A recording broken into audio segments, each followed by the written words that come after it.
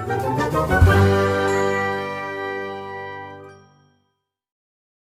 teman-teman, aku Sabrina. Hari ini aku ada di ruang namu Jalan Raya Margonda. Nah, hari ini aku bakal ngulik nih, siapa sih tokoh inspiratif di balik ruang namu? Yuk ikutin aku.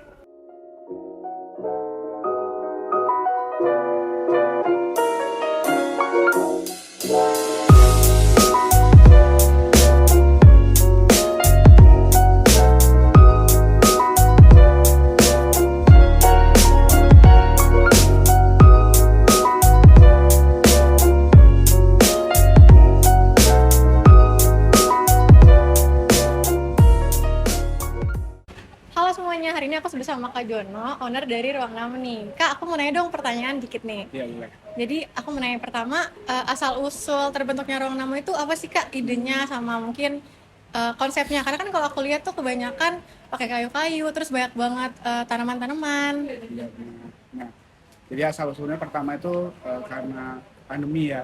Oh iya. Jadi momennya itu karena kita tahu waktu itu mau buka bisnis, karena pandemi orang tuh lebih banyak di rumah. Jadi kita eh, ngambil peluang mau buka coffee shop, di mana orang terlalu banyak di rumah pasti butuh nongkrong kan. Oh iya. Kalau selama berapa lama itu kita di rumah terus, itu sih awalnya terbentuknya.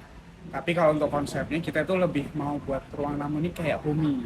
Oh iya sih. Itu hampir sama kayak tema namanya. Kita tuh ruang namu itu sebenarnya ruang tamu.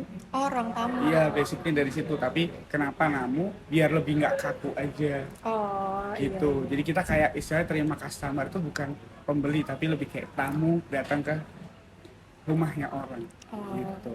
iya. Terus selanjutnya nih, ruang namu ini coffee shop pertama yang udah kakak bikin atau udah pernah ada pengalaman lain nih buat bikin coffee shop lain selain ruang namu?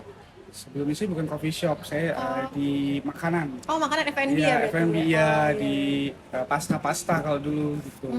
Akhirnya akhirnya baru buka coffee shop, ya itu momennya. Dulu awal rencana pengen buka pasta lagi di sini, tapi Oh. kita lihat juga pasarnya sekarang itu ya itu orang butuh nongkrong setelah dari pandemi itu lebih banyak di rumah, jadi kayaknya kalau pasta kita kayaknya lebih nggak prefer, lebih ke coffee shop aja. Iya sih, rame banget soalnya namu. Amin. Terus di Margonda tuh banyak banget Kak coffee shop selain namu, banyak punya nama juga kan, Iya. besar. Terus kira-kira ada nggak sih Kak tips yang dipakai sama ruang namu biar nggak kalah saing sama coffee shop lain? Sebenarnya basic standar aja kalau kita sih, biar kalau untuk narik customer baru itu kan sudah, misalnya kalau kita mau naikin di sosial media, customer baru itu pasti datang terus, tapi biar caranya sustain itu pasti kita lebih ke service. Oh, Service sama pasti produk-produk baru yang kayak lagi, tapi produk baru itu sebenarnya nggak juga jadi lonjakan kita juga, karena sebenarnya itu menu hits-hitsan aja kan. Tapi buat biar orang datang ke sini lagi, update, biar sustain lagi ke sini, pasti tetap harus ikut up to date dari pasar marketnya sendiri. Oke, oke. Terus selama mendirikan ruang namu ini ada nggak sih Kak tantangan terbesar yang pernah Kakak dapat? Entah itu mungkin pernah dapat komplain dari customer atau gimana cara Kakak nanganin masalah tersebut? Kalau komplain sih pasti di tiap tempat kan pasti ada komplain, tapi masalah terberatnya sebenarnya kalau kita bukan di situ. Tapi dulu itu setelah pandemi ada zaman coffee shop healing yang orang butuh ketenangan, tiba-tiba ada transisi, orang semua sekarang butuh coffee shop, butuh live music. Oh iya, live Iya, music. itu jadi yang lumayan terberat kita sih, karena dari awal konsep kita itu udah rumahan banget.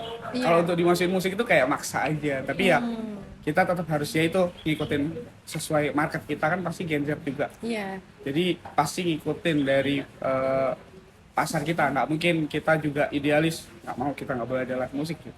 Pasti itu tantangan terbesar. Tapi kalau untuk komplain, setiap tempat itu pasti customer itu macam ragam, ya kan. Kita kan nggak tahu dia gimana orangnya, entah datang ke sini dalam keadaan bad mood, tapi kita itu dari sini udah harus orang datang pertama udah harus diterima, harus disapa. Itu paling nggak dia masuk itu udah dalam keadaan panas, apalagi sekarang kemarau ya, panas banget, masuk nggak disapa sama dari tim kita, datang ke kasir nggak dilayanin atau nggak ada senyumnya, itu pasti orang yang datang juga makin lebih bad mood gitu, pasti lebih moodnya lebih nggak bagus. Oh. Nah, tapi kalau untuk nanganin komplain itu kalau kita sih cukup nggak boleh eh,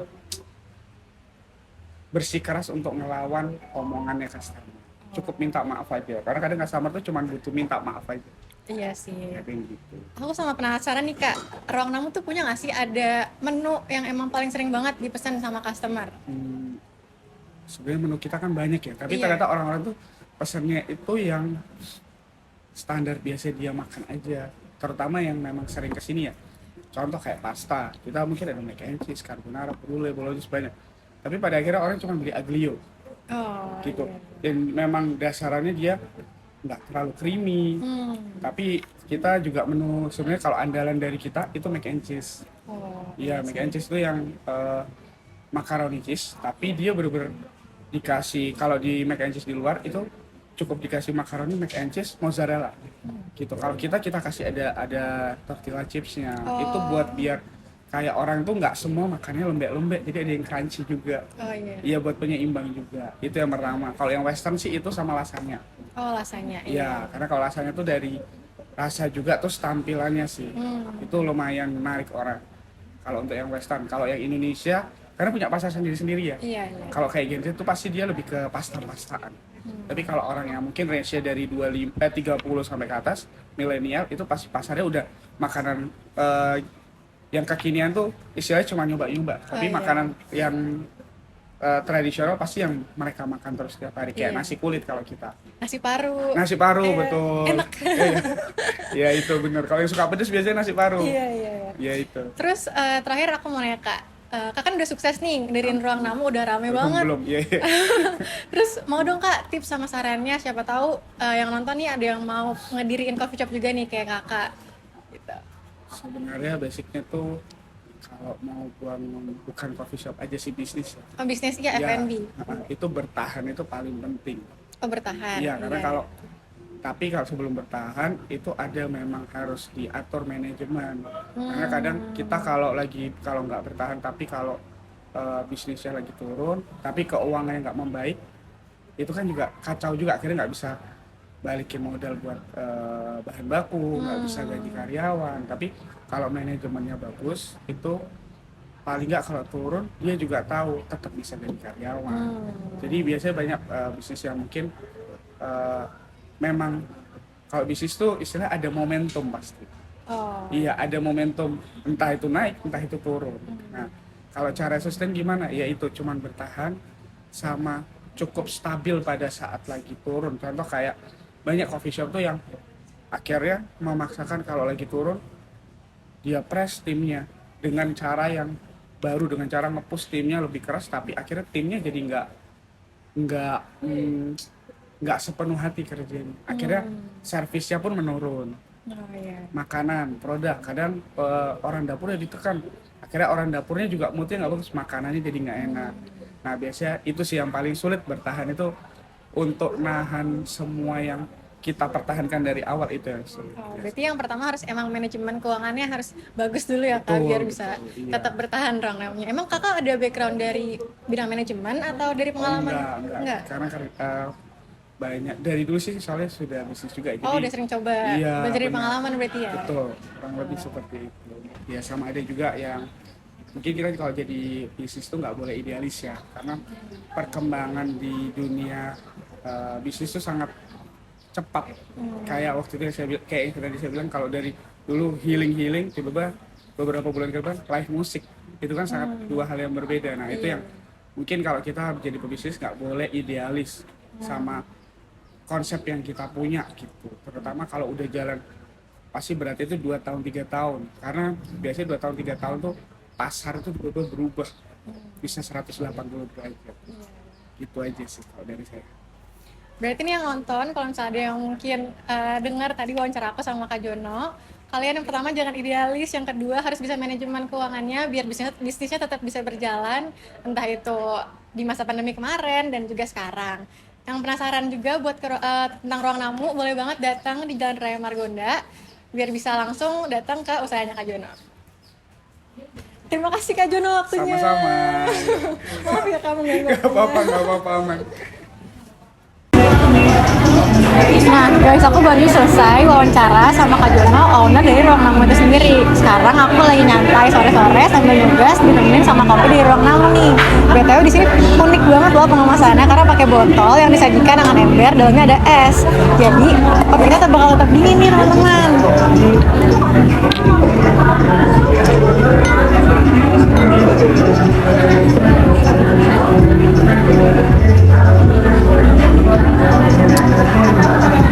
Rasanya enak banget loh, nyegerin banget. BTW buat kalian penasaran banget sama rasa kopinya Ruang Namu sama makanan lainnya dan juga ambience-nya di sini, kalian boleh aja datang ke alamat yang ada di bawah sini. Segitu dulu dari aku.